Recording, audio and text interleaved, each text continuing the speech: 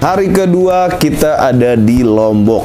Ya, jadi kalau misalkan kita rekap sedikit perjalanan tanggal 25 itu kita mulai start dari poolnya Gunung Harta di Pasar Rebo. Kita nyampe di Cokro Aminoto kurang lebih tanggal 26 jam setengah 9 pagi. Jam 11-nya kita lanjutin ambil motor dari DK2 Motoren menuju ke Lombok.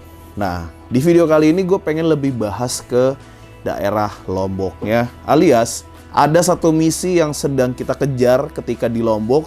Sebenarnya video ini atau perburuan ini tuh bisa dibilang dadakan, karena memang kalau dilihat dari plan, video atau perburuan kali ini tuh kalau kalian lihat di judul itu tidak masuk di timeline kita, tuh tidak ada di schedule kita atau di agenda kita tuh awal ini nggak ada gitu loh. Makanya bisa dibilang ini perburuan yang diagendakan secara mendadak ya, diagendakan secara mendadak banget. Yaitu adalah perburuan atau memburu sunrise di Simbalun. Openingnya dimulai dari selesai makan. Hari ini gue diculik sama Mas Rang buat melihat keindahan Sembalun. Gunung Rinjani. Semoga nggak hujan dan nggak mendung ya. Ya semoga, kita berharap. Dan ini kita makan di daerah mana ini ya? Bypass Lembar. Masih dekat-dekat pelabuhan karena kita baru aja sandar. Tuh. Baru aja sandar. Jadi seperti apa buat sunrise-nya nanti kita lihat. Kalau gua bicara sama atau gua tanya-tanya sama Mas Rang, sama Om Dika dari Wonder Wheel Indonesia, Sembalun itu adalah tempat yang bisa dibilang adalah salah satu destinasi yang wajib dikunjungi ketika kalian datang ke Lombok. Nah, PR-nya adalah posisi kita itu awalnya di Lembar. Nah, dari Lembar itu menuju ke Sembalun, bukan Simbalun ya. Sembalun itu kurang lebih sekitar 2 jam setengah atau 2 jam ya, 2 jam setengah lah kurang lebihnya. Nah, karena posisi kapal kita itu berhenti di atau sandar di Lembar itu sekitar jam setengah 1 pagi.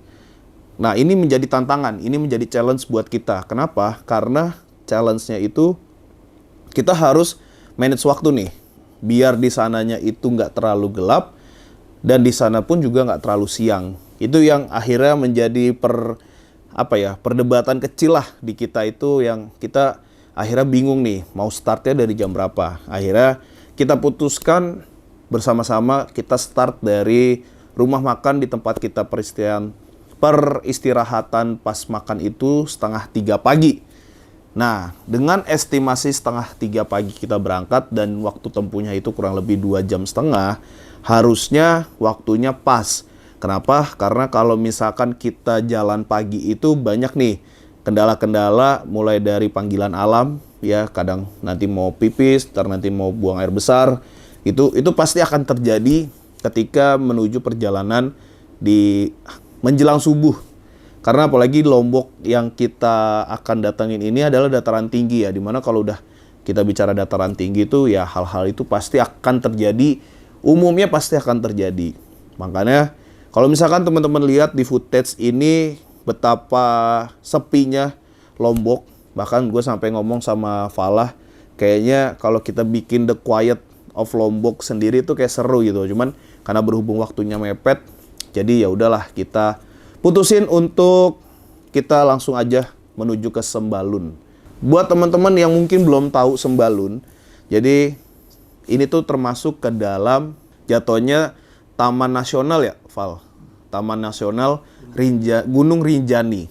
Di sini challenge-nya adalah kalau dari ceritanya Om Dika sama Mas Rang, arah untuk ke Sembalun itu lumayan gelap dan jarang penduduk.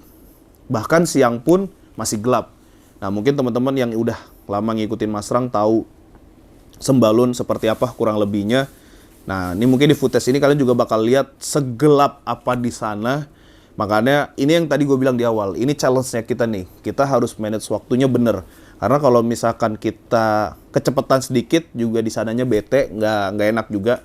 Jadi momentumnya kurang pas. Kesiangan dikit pun juga kita nggak dapet golden hour-nya di sana. Makanya tadi gua di awal bilang kita start di 2:30 pagi dengan perhitungan yang akan terjadi. Harapannya nyampe di sana tepat waktu. Kita kejar-kejaran, karena apa? Kejar-kejarannya kita nggak pengen golden hour-nya ini terlewat gitu loh. Jadi nggak pengen nyampe sana itu si matahari sunrise-nya atau si sunrise-nya itu tuh udah lewat gitu loh. Jadi kita pengen ada siluet perpindahan dari gelap ke terang untuk nyampe di Sembalun. Di sesi kedua ini, untuk menuju ke Sembalun, yang menarik adalah kita mencoba mengetes seberapa tahan jaket Fox Trail dari Respiro ini terhadap perbedaan suhu yang kita nggak bisa tolak atau kita nggak bisa lawan gitu loh. Kadang kita ketemunya panas, kadang ketemunya dingin. Nah, ini yang menjadi tantangan buat kita untuk si Fox Trail-nya ini kita tes gitu ya. Karena kalau dibilang, berapa ya kita? Hampir 25 jam perjalanan kita di atas motor. 23 jam, hampir 1 hari full. Jadi, terhadap Fox Trail itu kita udah bener-bener 1 harian full itu kita ngerasain seperti apa. Gua sama Om Dika, sama Mas Rang, sama Fala, sama Mas Dani pun kita juga sharing-sharing apa yang kita rasain terhadap si Fox Trail ini. Mungkin boleh pinjam Bang Fala. Si jaket Fox Trail ini yang kita alamin memang untuk di daerah panas atau mungkin daerah yang bukan pegunungan, jaket ini itu cukup menahan ya. Dalam artian buat daerah yang emang iklimnya lumayan panas, menahannya tuh angin tuh jadi nggak masuk semua gitu ya ke bagian dada. Jadi memang di bagian lengan sini tuh ini mesh. Ini mesh. Ya kan, ini mesh.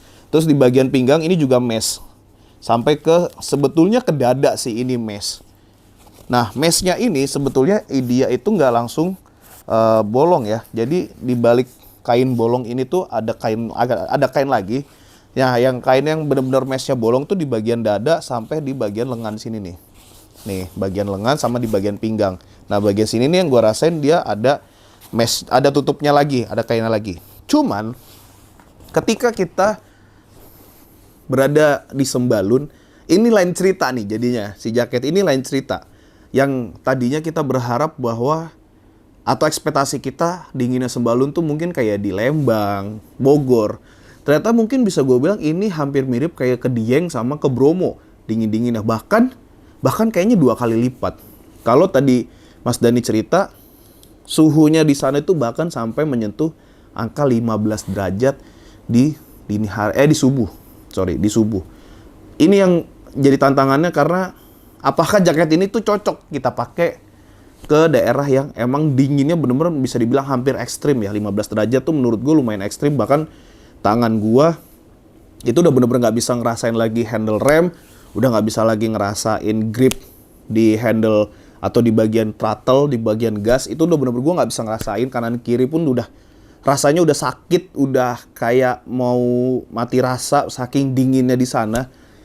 Dan di bagian pinggang pun juga ini tuh bener-bener karena dingin, terus lumayan berangin, jadi dinginnya tuh bener-bener kayak masuk semua ke bagian badan gitu ya. Nah, kalau ditanya apakah jaket ini tuh termasuk cocok untuk ke daerah dingin, kayaknya mungkin kita yang salah nyari tempat ya. Karena tempatnya tuh lumayan ekstrim. Dinginnya sampai 15 derajat, jaketnya ini buat jaket yang memang konstan. Jadi gua rasa masih terlalu dingin, angin tuh bahkan masuk ke bagian dada ya. Ini yang jadi jadi concernnya kita nih, apakah memang jaket ini bisa dipakai buat ekstrim? Sebenarnya bisa-bisa aja. Cuman kalau misalkan dinginnya udah kayak Sembalun sih, menurut gua mungkin lebih bagusnya lagi kalian pakai vest yang setengah dada gitulah. Karena kita ini benar-benar kita nggak pakai vest lagi yang dada, kita benar-benar langsung ke baju. Jadi usahakan ketika kalian mau ke daerah yang dataran tinggi ataupun yang mau perjalanan malam, jaket ini usahakan dipakein lagi vest ya, atau rompi yang tipis-tipis saja, maksudnya yang nggak usah terlalu tebel, yang intinya dada kalian akan tertutupi. Atau kalau misalkan kalian ngerasa, aduh gue nggak punya vest nih, harga vest terlalu mahal, cara ngakalinnya biasanya adalah, gue dulu tuh pernah ngakalinnya pakai kardus. Jadi di dalam sini gue tutupin kardus depan gue, nah itu baru ditutupin jaket. Itu ya akal-akalan aja. Cuman kalau misalkan kalian ngerasa gue masih sanggup-sanggup aja, ya silahkan gitu.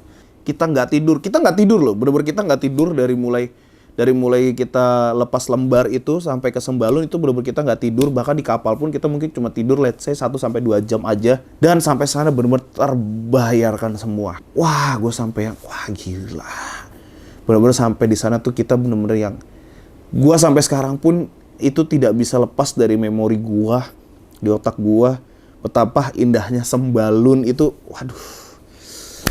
Wah, kurang lebihnya sih jaket ini memang diperuntukkan cocok banget. Satu, jaketnya ringan. Terus kedua, jaketnya ini memang full protector dari mulai lengan, bahu, bahkan punggung juga ada. Itu cocok banget. Terus mungkin apa ya? Mungkin lebih kayak ke kemarin masukan dari Om Dika adalah di bagian belakang punggung ya. Kalau bisa sih kata dia bagian belakang punggung itu agak elastis supaya buat orang-orang gemuk tuh nggak terlalu neken banget di bagian pinggang. Sorry, bukan punggung, bagian pinggang. Nah, buat karakter si Foxtrail ini adalah karakter jaket yang lumayan agak slim fit, tapi bukan yang bikin ngepres di badan. Kalau misalkan kalian merasa perut kalian tidak terlalu six-pack seperti kayak gua, kalian bisa ambil ukuran yang normalnya kalian. Jadi, masukannya itu kekurangannya. So far di jaket yang ini jujur gua gak merasa ada improve yang harus dilakukan lebih. So far dengan produk yang ada sekarang pun, gua rasa Foxtrail ini akan menjadi salah satu favorit. Seperti di Ventro, yang gue juga udah punya. Itu bener-bener enak banget. Jadi, kalau kalian suka dengan karakter jaket yang emang touring kayak Foxtrail ini, kalian coba deh lirik-lirik si Foxtrail ini. Kurang lebih kayak gitu aja dulu untuk di day 2. Road Warrior Goes to Mandalika berburu sunrise di Sembalun. Terima kasih loh teman-teman yang udah mau nonton. Terima kasih juga buat para brand yang sudah mensupport, terutamanya Respiro. Thank you banget buat Respiro Indonesia selalu support line up buat boleh ngetes langsung bahkan si jaketnya ini ke daerah Sembalun. Kayaknya emang paling cocok deh. Kemarin kita ngetes langsung ke Sembalun. Jadi, kalau kalian ada pertanyaan seputar si jaket ini, kalian boleh langsung aja komen di video kali ini. Gitu aja dari gue Bang Semi untuk ngebahas sunrise di Sembalun. Kita ketemu di video selanjutnya. See you next video. Bye-bye.